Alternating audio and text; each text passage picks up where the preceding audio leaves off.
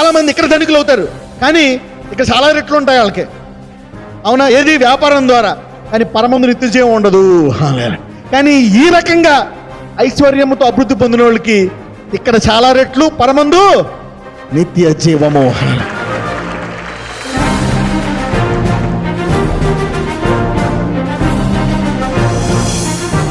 Luke chapter 18:28-30. పేతురు, ఇదిగో మేము మాకు కలిగిన విడిచిపెట్టి నిన్ను వెంబడించితిమి అనగా, ఆయన దేవుని రాజ్యము నిమిత్తమై ఇంటినైనను, భార్యనైనను, అన్నదమ్ములనైనను, తల్లిదండ్రులనైనను, పిల్లలనైనను విడిచిపెట్టి వాడెవడును ఇహమందు చాలా రెట్లను, పరమందు నిత్య జీవమును పొందకపోడని నిశ్చయముగా మీతో చెప్పుచున్నానని వారితో అనెను. అంటే ఏంటి? నీవు ఒకవేళ నీ కుటుంబాన్ని విడిచిపెట్టావా, దేవుని కొరకు సిద్ధంగా ఉన్నావా, ఆ కుటుంబాన్ని తిరిగి ఇచ్చేస్తాడంటున్నాడు దేవుడు. హల్లెలూయా. ఏదైతే దేవుని రాజ్యం కొరకు కోల్పోవడానికి సిద్ధంగా ఉన్నావో దాన్ని దేవుడు తిరిగి ఇచ్చేస్తాడంట. అవునా? Anything for the Kingdom. అంటే ఏంటి? దేవుని రాజ్యంలో నష్టం అనేది ఉండదు. పక్కన చెప్పండి, దేవుని రాజ్యంలో నష్టం ఉండదని చెప్పండి. నేను ఎప్పుడు చెప్తా ఉంటాను, you never loose in the Kingdom. లోకము దృష్టిలో మనం ఎవరికైనా అప్పు ఇచ్చినా కానీ, ఎవరికైనా సహాయం చేసినా కానీ అది మళ్ళీ వస్తాను ఆశ పెట్టుకుంటామా? లోకంలో ఆశ పెట్టుకోము. అవునా? సపోజ్ బంధువులు ఎవరికైనా పేదోడు అడుక్కునేవాడు సపోజ్ ఏదన్నా ఒక 50 రూపాయలు ఇచ్చావనుకో, వెనక్కి వస్తుందా నీకు? అంటే నువ్వు ఎక్కడిచ్చినా సరే వెనక్కి వస్తుంది అనే ఉద్దేశంతో ఇవ్వవు, పోతుందనే ఉద్దేశంతో ఇస్తావు. సరే పుణ్యం వస్తుందేమో అని. కానీ ఇక్కడ దేవుని రాజ్యంలో అంటున్నాడు, ఇహమందు నువ్వేదైనా దేవుని రాజ్యానికి గనక ఇస్తే, చాలామంది ఏమంటారు తెలుసా? ఈ భూమి మీద ఏమి రావు, ఈ భూమి మీద అంతా దరిద్రమే, పరలోకంలోనే మన ఐశ్వర్యం సమస్తం, పరలోకంలోనే, ఈ భూమి మీద నీకు డబ్బులు ఉండవంటారు. కొంతమంది డబ్బు ఉండేవాళ్ళు కూడా అదే డబ్బుతో బతికేస్తారు, కానీ దానికంటే 10 రెట్లు 20 రెట్లు ఎక్కువ డబ్బును వాళ్ళు చూడలేరు, పేదవాళ్ళు చూడలేరు, మధ్యవర్తులు చూడలేరు. కానీ ఇక్కడ ఏం చెప్తున్నాడు? ఎవరైతే దేవుని రాజ్యానికి ఏదైనా ఇస్తారో వాళ్ళు ఇహమందు అంటే అక్కడ పరలోకంలోనా, భూమి మీద? ఇహము అంటే భూమి మీద ఎన్ని రెట్లు చూస్తారంట? చాలా రెట్లు. ఇహమందు చాలా రెట్లు, పరమందు నిత్య జీవము. వావ్! అంటే ఏంటి? ప్రతి మనిషి ఈ భూమి మీద చాలా డబ్బుతో బతకాలనేటువంటిది దేవుని చిత్తము. You are seeing that? ఒక ఇంట్లోనే ఉండాలనుకుంటున్నారా, లేకపోతే కనీసం 4-5 ఇళ్ళు ఉండాలనుకుంటున్నాడా దేవుడు? ఒక ఇల్లు కనుక ఇస్తే ఎన్ని ఇస్తాడంట? So God wants you to own dozens of houses.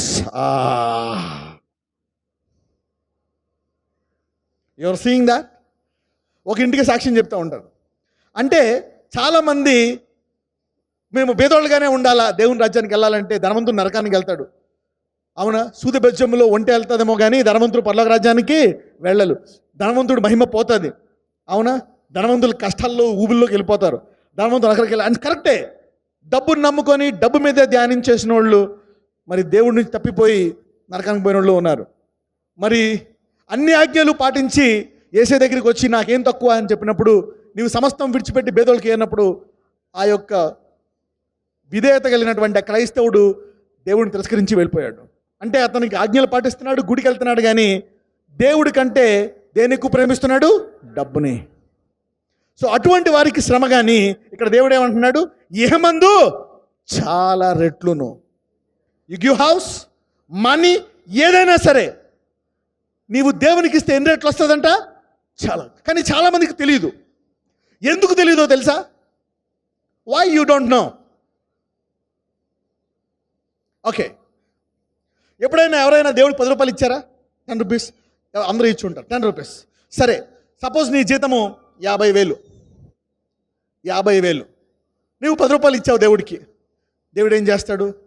అనిచి కుదించి దిగజారినట్లు ఒక 10, ఇంకో 10, ఇంకో 10, ఇంకో 10, ఇంకో 10 ఇచ్చి 60 రూపాయలు ఇస్తాడు నీకు. నీకు తెలుస్తుందా వచ్చినట్టు? తెలియదు. ఎందుకు? తక్కువ ఇస్తున్నావు కనుక.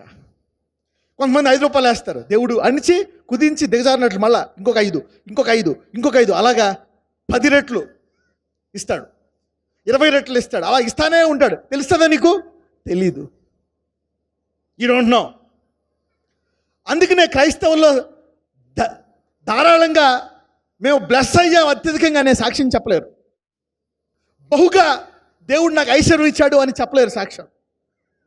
సపోజ్ మీరు ఎవరైనా ఇంత పెద్ద పర్స్ నిండా ఇచ్చారనుకోండి, పర్స్ నిండా కట్టకట్టిచ్చారు ఒక 5 లక్షలు. అప్పుడు దేవుడు 10, 20, 30, 40 ఎంతమంది తెలుస్తుంది ఇలాగిస్తే? చిన్న కొలతతో ఇవ్వడం వల్ల నీవు దేవుడు అణిచి కుదించి ఇచ్చినా నీవు దాన్ని గుర్తుపట్టలేకపోతున్నావు.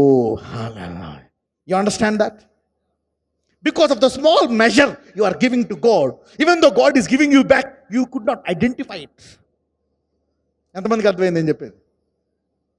మీరు దేవునికి ఇస్తున్న చిన్న కొలతతో ఇస్తున్నారు కనుక ఆయన కూడా అదే కొలతతో అవునా మిమ్మల్ని కొలిచి దిగజారి మీకు ఇస్తున్నాడు కనుక తెలుస్తుందా? తెలియటం లేదు. This is the problem. దేవుడు ఇవ్వడానికి సిద్ధంగా ఉన్నాడు, ఆయన ఇస్తానే ఉన్నాడు, కానీ నీవు ఇచ్చే తక్కువ కొలత వల్ల నీవు తిరిగి పొందుకోలేకపోతున్నావు. That is why. అందుకే క్రైస్తవులు దేవుడి నుంచి పొందుకోలేకపోతున్నారు. ఆయన ఏమంది ఎన్ని రెట్లు ఇస్తున్నాడంట? చాలా రెట్లు. సపోజ్ నీకు నెలకి ₹1,00,000 జీతం, నువ్వు ఒక 100 రూపాయలు ఇచ్చావు దేవుడికి. దేవుడు ఏం చేస్తాడు? చాలా రెట్లు, అరే వీడికి 20 రెట్లు ఇయ్యి అన్నాడు. ఎంత ఇచ్చాడు? 20 రెట్లు అంటే 10 రూపాయలకి 20 రెట్లు, 100 రూపాయలకి 20 ఎంత? 20 రెట్లు 2,000. దేవుడికి 2,000 ఇచ్చాడు. ఈ నెల వచ్చి నెల 30 రెట్లు ఇచ్చాడు. ఆ వచ్చి నెల 60 రెట్లు ఇచ్చాడు. కానీ నీకేమైనా ఉంటుందా? 6,000, 3,000 వస్తుంది. నీకేమైనా అద్భుతం ఉంటుందా? ఎందుకంటే చాలా తక్కువలో పొందుకుంటున్నావు నువ్వు. అందుకే నువ్వు గుర్తుపట్టలేకపోతున్నావు. అదే నువ్వు పోగేసి పోగేసి పోగేసి నీ ₹1,00,000 అలా పోగేసి పోగేసి పోగేసి కొంతకాలం ఒక 50 లక్షలు ఇచ్చావనుకో, 50 లక్షలు ఇచ్చావనుకో, దేవుడు తర్వాత వచ్చి నెల నీకు 2 కోట్లు, ఆ వచ్చి నెల 3 కోట్లు, ఆ వచ్చి నెల 4 కోట్లు. తెలుసా తెలీదా? Hallelujah. You see that? You see that? ఇహమందు ఎన్ని రెట్లు ఇస్తాడంట? భూమి ఆకాశము గతించిపోవును కానీ ఈ వాగ్దానము నిజముండి కూడా అసలు భూమి మీద ఐశ్వర్యం సంపాదిస్తే ఈ వాక్య ప్రకారం క్రైస్తవుడే సంపాదించాలా. Hallelujah. Christians should be the richest people. Why? They are poor. చాలా రెట్లు ఇహమందు ఇచ్చే అవకాశం ఉండి కూడా ఉపయోగించుకోలేకపోతున్నారు. ఎవరు? ఎందుకని? ఏమి లేక? విశ్వాసము లేక. You see that? So poor people are remaining poor. చాలా రెట్లు, అందులో చాలా రెట్లు అనండి.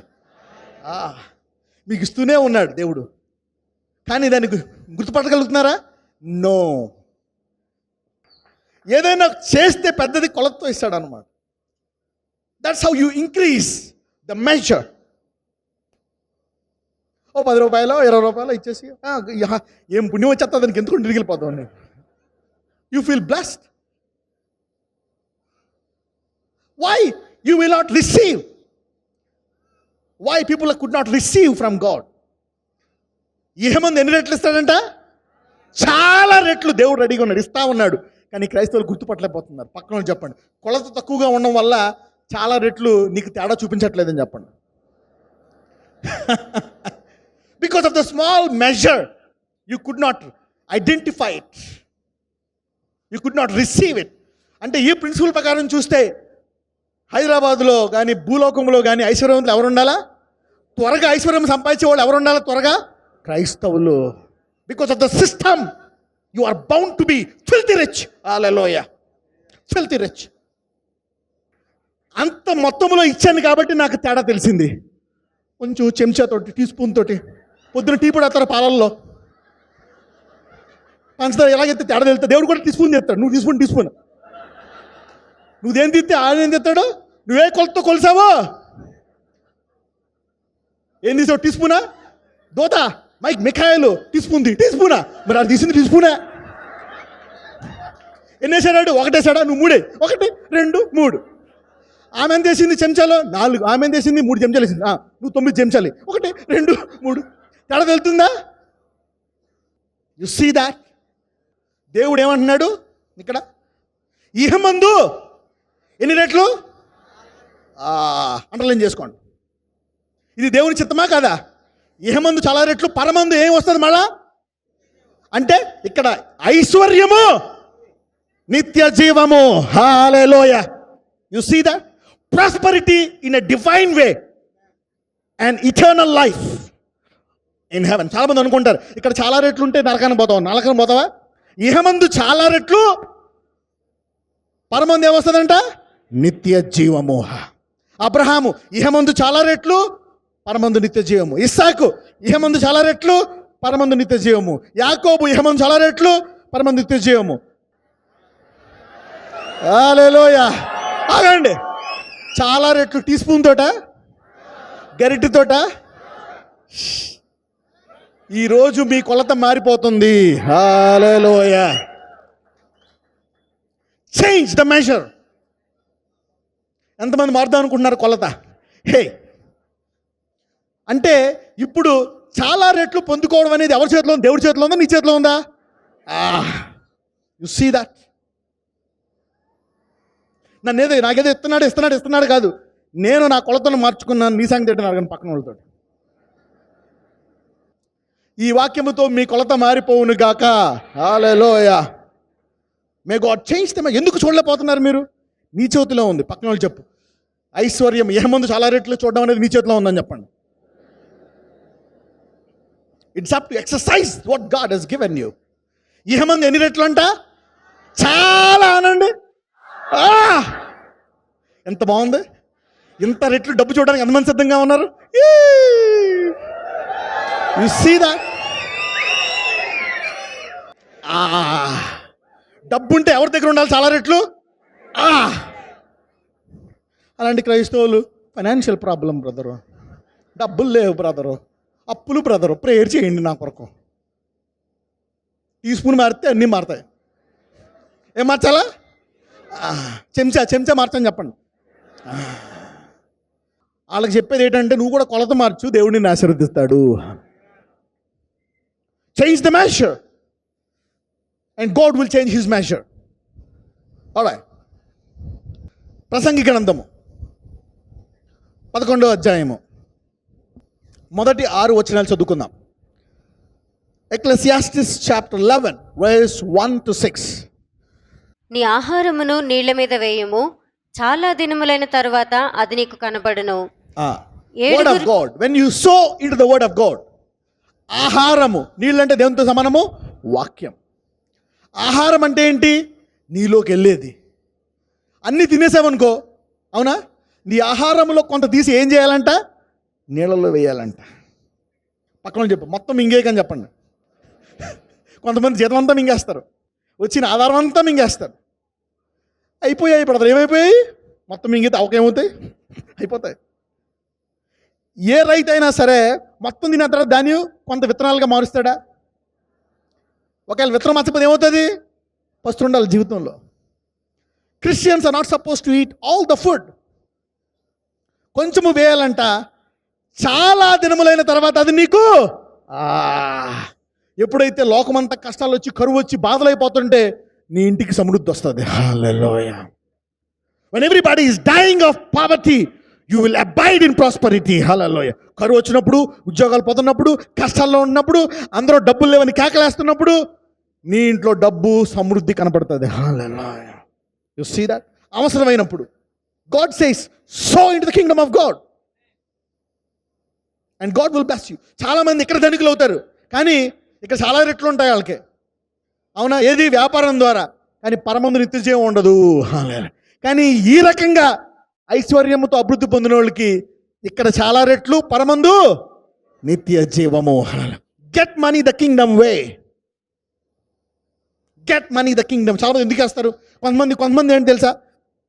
బ్రదర్, నాకు గవర్నమెంట్ జాబ్, నేను ఇస్తాను కరెక్టే 10 లక్షలు, నాకు జీతం ఏమో 50,000. ఇది పోగేసుకున్న డబ్బులు ఎలాగొస్తాయి? నాకు ఏడికెళ్ళి వస్తాయి? వాళ్ళకి కూడా వాకింగ్ చెప్తా. Come on read. 7 8 భాగము పంచిపెట్టుము, భూమి మీద ఏమి కీడు జరుగునో నీవెరుగవు. అంటే ఏంటి? దీనికి దాని కనెక్షన్ ఏంటి? 7 8 భాగం పంచిపెట్టుము, భూమి మీద ఏమి కీడు జరుగునో నీవు ఎరగవు. అంటే ఏంటి? నీవు నీ దగ్గర నీవు ఉంచుకుంటే గనక, ఒకవేళ ఆ డబ్బు నీ దగ్గర ఉంచుకుంటే ఆ కీడుకు నువ్వు బలైపోతావు. ఒకవేళ పంచిపెడితే ఆ కీడు నుంచి తప్పించబడతావు నువ్వు. So God will be your life saver because you are a giver. Hallelujah. దేవుడు ఇచ్చువాడు గనక, నీవు ఇచ్చువాడు గనక ఇచ్చువాడిని కాపాడుకుంటాడు. హల్లెలూయా. ఏం చేస్తాడు? సర్వోన్నతిని దేవుని బిడ్డలు ఎంతమంది ఉన్నారు ఇక్కడ? దేవుడు ఇచ్చువాడు కనుక నీవు కూడా, దేవుడు లోకమును ప్రేమించి వాళ్ళ దగ్గర డబ్బులు తీసుకుంటున్నాడు. దేవుడు లోకమును ప్రేమించి తన కుమారుణ్ణి ఇచ్చాడు. Hallelujah. You see that? So మీరు ఇచ్చువారు కనుక ఇచ్చువాడిని కాపాడతాడు. You see that? Giving will escape you from the natural calamities. Giving is powerful. By giving, you can postpone your death for another 100 years. Hallelujah. Giving can postpone that cancer and that sickness that AIDS. చదవం. మేఘములు వర్షముతో నిండి ఉండగా అవి భూమి మీద దానిపోయెను. మ్రాను దక్షిణముగా పడినను ఉత్తరముగా పడినను అది పడిన చోటనే ఉండును. ఓకే, వర్షాకాలం ఎలాగ చూస్తున్నారు అందరూ. మేఘాలు దిట్టంగా ఉంటే నీకు అర్థం ఏంటి? నల్లగా ఉంటే ఏమొస్తుందని? వర్షం వచ్చే ముందు మేఘాలు నల్లగా ఉంటే ఎంతమందికి తెలుసు? అందరికీ తెలుసు. ఓకే, సపోజ్ మీ ఇంట్లో చెట్టు పడిపోయింది, పొద్దున్న లేస్తే మళ్ళీ పైకి వెళ్ళిపోతే అక్కడే ఉంటుందా? ఇది ఎంతమందికి తెలుసు? ఈ జ్ఞానం అందరికీ ఉంది. కానీ ఈ జ్ఞానం దేవుని రాజ్యంలో పనిచేయదని చెప్పండి. The worldly wisdom cannot be applied in the Kingdom. లోకములో నీవు వ్యాపార జ్ఞానం అనండి, వ్యాపార జ్ఞానము, లోక జ్ఞానము, తెలివి దేవుని రాజ్యములో పనిచేయవు. ఇదేంటిది? లోక జ్ఞానం ఇది, అవునా కదా? The worldly wisdom. అరే, ఈ బ్యాంకులో అయితే డబ్బులు సేఫ్గా ఉంటాయి, ఈ షేర్ కొంటే బాగా పెరుగుతుంది, ఇప్పుడు మార్కెట్ పెరుగుతుంది, ఇప్పుడు డబ్బులు కొంటే బాగా పెరుగుతాయి. ఈ జ్ఞానం దేవుని రాజ్యంలో పనిచేయదు. చూద్దాం ఏంటో, చదవండి. 4వ అధ్యాయం 4వ వచనం. గాలిని గుర్తుపట్టువాడు విత్తడు. ఎవరైనా రైతు బాగా గాలి వస్తుంది అనుకో, విత్తుతాడా? ఏమవుతుంది? విత్తనాలు ఎగిరిపోతాయి. విత్తుతాడా? ఇదే మెదడు, లోక సంబంధమైన తెలివి, అవునా? ఒకవేళ గాలొత్తున విత్తాడు అనుకోండి, వాడిని ఏమంటాడు? విర్రోడు అంటారు, అవునా కదా? దేవుని రాజ్యంలో విశ్వాసము నిన్ను అప్పుడప్పుడు వెరివారిగానే చేస్తుంది. కానీ అదే వెరితనాన్ని దేవుడు విశ్వాసం అంటాడు. ఆ విశ్వాసాన్ని గణపరచువాడు ఆయన. హల్లెలూయా. ఆ విశ్వాసానికి బహుమానం ఇచ్చేవాడు ఆయన. Hallelujah. God is a rewarder of faith. Faith is foolishness to the worldly wisdom. అందుకే అంటాడు, క్రీస్తు యొక్క సిలువ ఈ లోకమునకు ఎలా ఉందంట? వెర్రితనముగా ఉందంట. ఎలా ఉందంట? గాలిని గుర్తుపట్టువాడు విత్తడు, మేఘములను కనిపెట్టువాడు. అమ్మో, వర్షం వస్తే ఎవరైనా పంట కొత్తారా? కొయ్యరు, అలాగే ఉంచుతారు. వర్షం వచ్చి మళ్ళీ ఎండిపోతే అప్పుడు పంటకు వస్తుంది. ఎందుకంటే కోసిదని ఏం చేయాలి? ఇంట్లో పెట్టుకోవాలి, అవునా కదా? కాబట్టి లోక జ్ఞానంతో ఉంటే ఎవరూ బ్లెస్ అవ్వలేరు. క్రైస్తవులు ఎందుకు ఆర్థికంగా బ్లెస్ అవ్వట్లేదంటే, బైబిల్ తెలుసు, దేవుడు తెలుసు, కానీ ఎక్కువ లోక జ్ఞానం ఉంది కదా. ఏముంది ఎక్కువ? You are too much filled with the world system and fear. చూద్దాం. గాలిని గుర్తుపట్టువాడు విత్తడు, మేఘంలోని కనిపెట్టువాడు కోయాడు. ఇందులో వేస్తే తిరిగి వస్తాయి. ఈ స్థలంలో వేస్తే రేపు పొద్దున్న 1,00,000 రూపాయలు కొంటే రేపు పొద్దున్న 50 లక్షలు వస్తాయి. కానీ దేవుని రాజ్యంలో అయితే ఎలాగొస్తాయి నాకు? అది వెర్రితనం అవుతుంది. ఈ రియల్ ఎస్టేట్లో ఇది చేస్తే, ఇది ఇస్తే, వాడికి ఇస్తే ఎంత వడ్డీ ఇస్తాడు, ఈ బ్యాంకులో వేస్తే ఎంత వడ్డీ పెరుగుతుంది, ఈ ఇల్లు కొంటే ఎంత వస్తుంది, ఇది చేస్తే ఎలాగ వస్తుంది, ఇది అమ్మితే ఇంత లాభానికి ఎలాగ వస్తుంది. ఈ తెలివితేటలు ఎంతమందికి ఉంటాయి? భూమి మీద అందరికీ ఉంటాయి. కానీ ఎలాగా గుర్తుపట్టువాడు, కనిపెట్టువాడు ఏం చేస్తాడంట? విత్తడు, కోయడు. అంటే చాలా రెట్లు రావాలా, విత్తలు చాలా రెట్లు రావాలనేటువంటి వ్యవస్థలో తెలిసి ఉండి కూడా ఎందుకు విత్తలేకపోతున్నారు క్రైస్తవులు అంటే, బైబిల్ జ్ఞానంతో పాటు లోక జ్ఞానం ఎక్కువైపోయింది. బైబిల్ జ్ఞానం ఉంది, బైబిల్ జ్ఞానం తక్కువ, లోక జ్ఞానం. ఎప్పుడైతే ఈ తగ్గిది పెరుగుతుందో వాక్యం నీలో పనిచేయడం మొదలవుతుంది. ఎంతమందికి అర్థమవుతుందని చెప్పేది? వై? చాలా రెట్లతో నీవు ఈ భూమి మీద జీవించి తర్వాత ఏం పొందుకోవాలా? నిత్య జీవం. చాలామందికి ఎందుకు గొడవలు వస్తాయి తెలుసా? దెబ్బలాట్లో గొడవలు, అది ఇది ఎందుకు వస్తుందో తెలుసా? దరిద్రం. సపోజ్ ప్రతి నెల ఒక 10 కోట్లు వచ్చి కొట్టి చూడడం అనుకో, ప్రతి నెల. సరే, ఈ వారం ఒక 1,00,000 రూపాయలు పోయాయి అనుకో, బాబాయ్ అని బాధపడతాడా? పనే దరిద్రం అంటాడు. అదే నెలకి 100 రూపాయలు, నెలకి 10,000 వచ్చి వాడికి 1,00,000 రూపాయలు పోయాయి అనుకో, డబ్బులు అని చెప్పి పెళ్ళానికి హింసిస్తాడు. చాలా రెట్లు లేకపోవడం వల్ల భయంతో జీవిస్తావు, కష్టాల్లో జీవిస్తావు, అనేకులు మోసం చేస్తావు, అబద్ధాలు ఆడతావు, దందాలన్నీ చేస్తావు. అవునా కదా? యా. ఒక రకంగా చాలా రెట్లుంటే సగం తప్పులు నీవు చెయ్యవు. లంచాలు తీసుకునే అవకాశం ఉండదు, మోసం చేసే అవకాశం ఉండదు, ఏం చేయాల్సిన అవకాశం ఉండదు. దేవుడు నీకు ప్రతి నెల చాలా రెట్లు ఇహమందు ఇస్తూనే ఉంటాడు. చూడండి, నీవు తిన్నావనుకో అరిగిపోతుంది విత్తనం, అదే ఆ విత్తనాన్ని నాటావనుకో ప్రతి సంవత్సరం పంట వస్తూనే ఉంటుంది నీకు. హల్లెలూయా. ఒక మామిడికాయ టెంక నీవు నాటితే భూమిలో టైం పడుతుంది, చాలా దినములైన తర్వాత అది ఏమవుతుందంట, టైం పడుతుంది, 2 సంవత్సరాలకు ఎదుగుతుంది. కానీ ప్రతి నెల 500-600 కాయ కాస్తూనే ఉంటుంది ఆ చెట్టు ప్రతి సంవత్సరం. అవునా కదా? నాకు తెలుసు, మా ఇంటి పక్కన ఉండే చెట్లు అని ప్రతి సంవత్సరం కాస్తూనే ఉంటాయి, 200 కాయనే కాస్తుంది ఆ చెట్టు.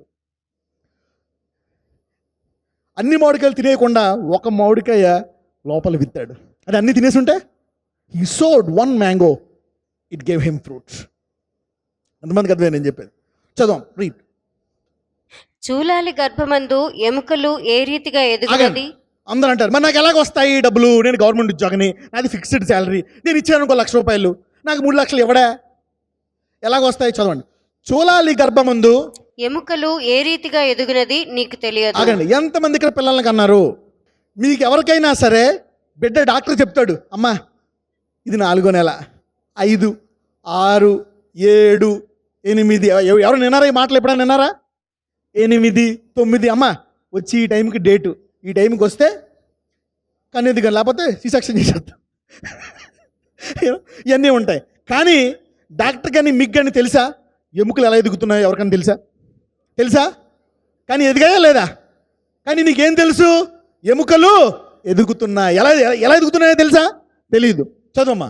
చూలాలి గర్భమందు ఎముకలు ఏ రీతిగా ఎదుగునది నీకు తెలియదు. గాలి ఏ త్రోవను వచ్చునో నీవెరుగవు. అలాగుననే సమస్తమును జరిగించు దేవుని క్రియలను నీవెరుగవు. అంటే ఏంటి? నీకు వెరగవు, కానీ ఎలా ఎదుగుతాయో తెలియదు. కానీ బిడ్డ ఎదుగుతాడు, పెద్ద అవుతాడు, నీ చేతిలోకి వస్తాడు. అలాగే నీవు విత్తిన తర్వాత ఎలా వస్తాయో తెలియదు, నీ అర్థం చేసుకోక వచ్చి తీరతాయి. ఎలాగైతే మీరు చేతిలో బిడ్డలను ఎత్తుకున్నారో అలాగే విత్తువాడు పంటని కోసుకొని తీరతాడు. హల్లెలూయా. ఎవరిస్తారు? యాడికెళ్ళొస్తాయి? ఎవడిచ్చేవాడు ఎవరు లేరే? అనవసరం. అర్థం చేసుకోవడానికి నువ్వు రెడీ అయ్యావా? రూపాయి రాదు నీకు, నువ్వు ఇవ్వలేవు, కోయలేవు. Because you use your mind to understand you can neither sow nor reap. You getting me now? అర్థం చేసుకోవడానికి ప్రయత్నిస్తావు కనుక నీవు విత్తలేవు, కోయలేవు. గాలిని గుర్తుపట్టి, మేఘాలని గుర్తుపట్టి, దాన్ని గుర్తుపట్టి, దీన్ని చేసి, అలా చేసి ఎలాగ వస్తాయి? ఎముకలు ఎలా ఎదుగుతున్నాయో బిడ్డలో నీకు తెలియదు. కానీ ఎంతమంది ఎత్తుకున్నారు? పిల్లల్ని ఎత్తుకున్నారా లేదా? ఎలాగో తెలియదు. సాక్ష్యం చెప్తారు, ఆపిల్ పండు తిన్నా, జామ పండు తిన్నా, ప్రేయర్ చేసుకున్నా, పుట్టేశాడు. That's my investment in your life, my faith. I have sowed in the form of fruit. I saw those blessings. Hallelujah. ఎలా తిరుగుతాయి నాకు తెలియదు. ఆ గడ్డలు ఎలా పోయాయి, అది ఎలా ఫామ్ అయింది, ఆ స్పెర్మ్ కౌంట్ ఎలా పెరిగింది, కొన్ని 100 మంది గర్భాలు తెరిచాడు దేవుడు. అది వస్తుంది, వాళ్ళు నమ్మారు. ఎలా బ్లెస్ అవుతావో తెలియదు. అందుకే చాలామంది తక్కువ కొలత వేస్తారు. తక్కువ కొలతలు ఎవరేస్తారో తెలుసా? ఇచ్చినా పోయితే పర్లేదు, ఇచ్చినే పోతుంది, పోయినా కానీ పర్లేదు అన్నవాళ్ళు ఏ కొలత వేస్తారు? తక్కువ కొలత వేస్తారు. అవునా కదా? ఎస్. అడుక్కునేవాడు వచ్చాడు అనుకో, చాలామంది బియ్యం వేస్తారు. ఎంత వేస్తారు బియ్యం? చెప్పండి, ఎంత వేస్తారు? గుప్పెడితే వేస్తారు. ఎందుకు? ఇంత అన్నమే కదా, పొద్దున్న ఎలాగ పోయే చద్దన్నమే, ఇంత వేసేస్తారు. పోనీ ఎప్పుడైనా డబ్బా తెచ్చుకోయా డబ్బా. ఎందుకు నువ్వు గుప్పెడితే వేస్తున్నావు? పోయినా కానీ పర్వాలేదు, అన్నవాడు ఏ కొలత వేస్తాడు? పెద్ద కొలత, చిన్న కొలత వేస్తాడు. లేదు తిరిగి వస్తాడు అన్నవాడు ఏ కొలత వేస్తాడు? You're getting me now? తిరిగి వస్తుందనే విశ్వాసం కంటే ఏ విశ్వాసం ఎక్కువ ఉంది? ఇచ్చినా పర్లేదు, తీసేసుకో, ఇచ్చినా పర్లే, నీ ఇవ్వకపోయినా పర్లేదు, తీసేసుకో, నాకు రాకపోయినా పర్లేదు అన్నవాడు ఏ కొలత వేస్తాడు? అందుకే మీ జీవితం అంతా తరాలు జీవించిన గొప్ప ఐశ్వర్యము చూడలేకపోతున్నారు క్రైస్తవులు. నేనైతే నా దరిద్ర తరాన్ని ఆపేశాను. Hallelujah. I stop my generations of poverty. స్థలం ఎందుకు కొంటారు? 10,50,000. ఎందుకు కొంటారు? స్థలం ఎందుకు కొంటారు? 10 లక్షలు పోగేసి లోన్ పెట్టి తాకట్లు పెట్టి కొంటారు. ఎందుకు? అది పెరుగుతుంది, మళ్ళీ తిరిగి నీకు వస్తుంది.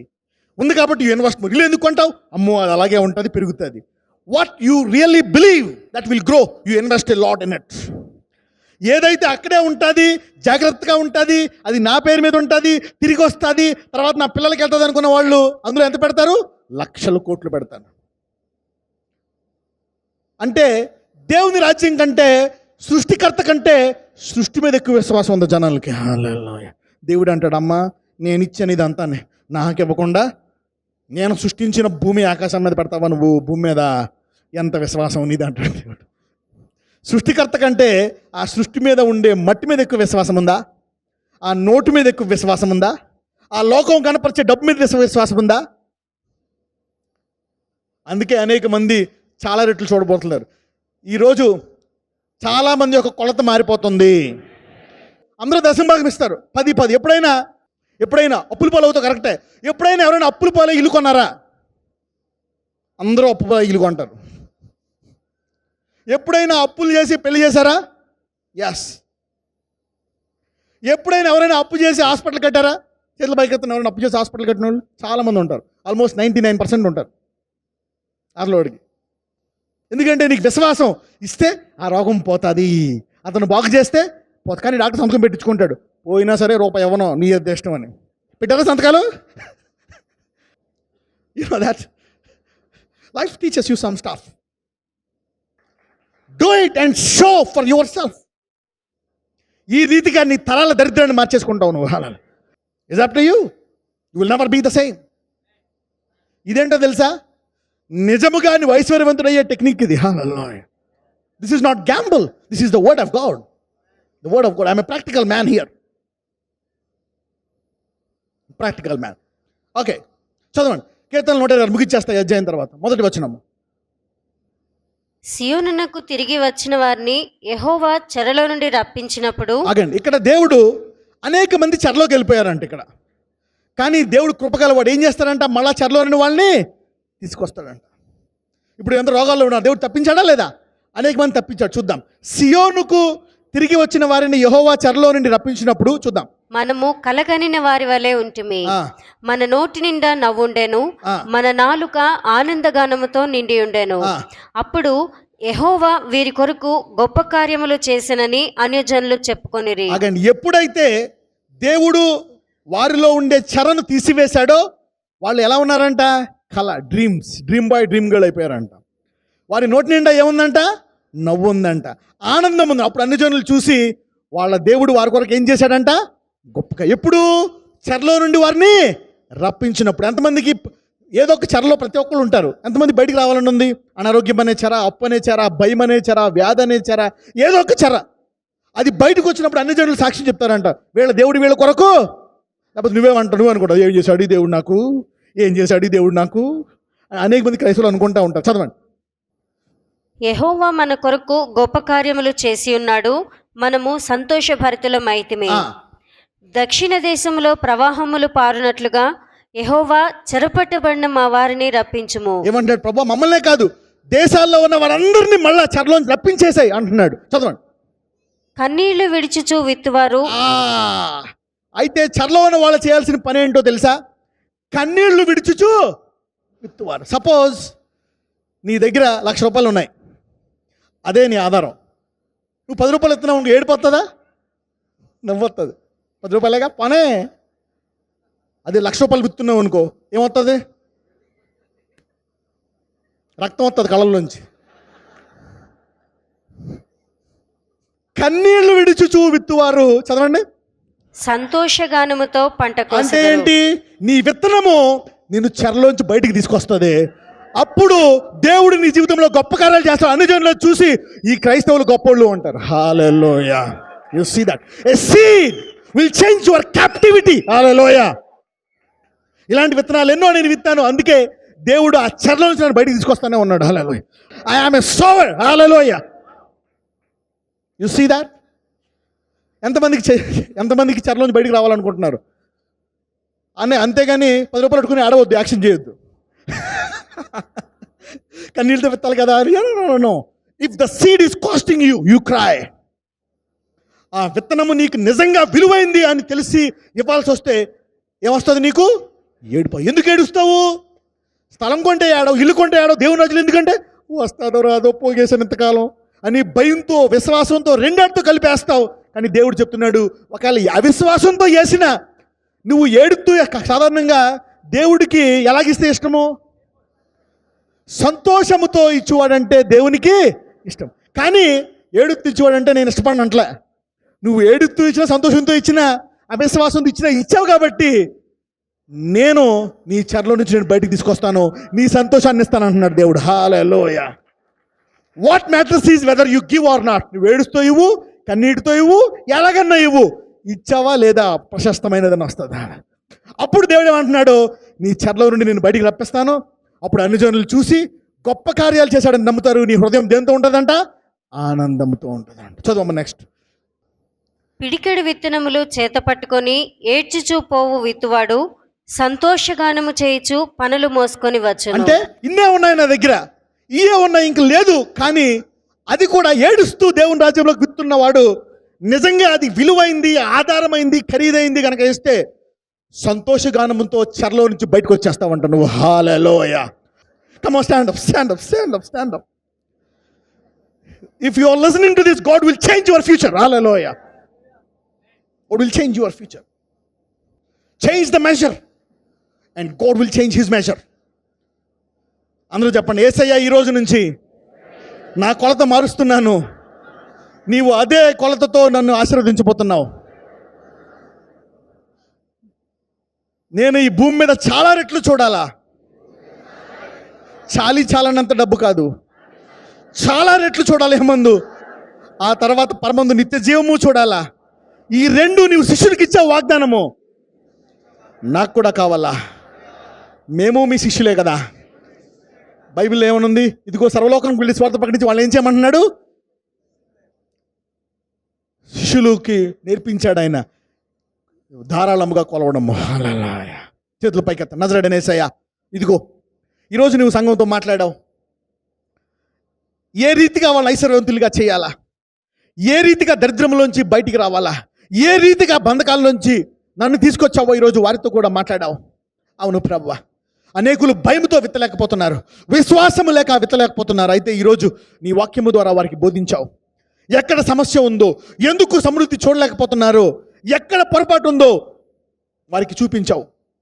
ఇదిగో ఈరోజు వాళ్ళు ఈ 3 నెలల్లో, ఈ నెల మొదలుకొని వారు తోచినంత అసాధారణమైనటువంటి కొలతతో కన్నీరు కారుస్తున్న అవసరం ఉన్న, అది లేకపోయినా, బాధ లేకపోయినా విశ్వాసంతో వారు విత్తినప్పుడు ఇదిగో నీవు చాలా రెట్లు గల జీవితం ఈ భూమి మీద దయచేయండి.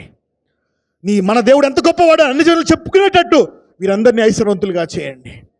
ఈరోజు వాళ్ళు అనేక మంది స్థలాలు కొనుక్కున్నారు, బంగారు కొనుక్కున్నారు, ఇల్లు కొనుక్కున్నారు, అనేక కొనుక్కున్నారు. కానీ దేవుని రాజ్యంలో అత్యధికమైన విత్తనం వాళ్ళు విత్తలేకపోతున్నారు. అందుకే వారు ప్రతి వారం చూడలేకపోతారు. అయితే ఈరోజు వాక్య ప్రకారం నేను బోధించుంటుండగా ఈ విశ్వాసంలో నిలకడగా ఉండి ప్రతి ఒక్కళ్ళు ఈ భూమి మీద చాలా రెట్లు వాళ్ళ ఐశ్వర్యాన్ని చూస్తూ పరమందు పరలోక రాజ్యానికి వెళ్ళే కృప సంఘమంతటికీ దయచేయమని నజరేయుడైన యేసు నామమున ప్రార్థిస్తున్నాము తండ్రి.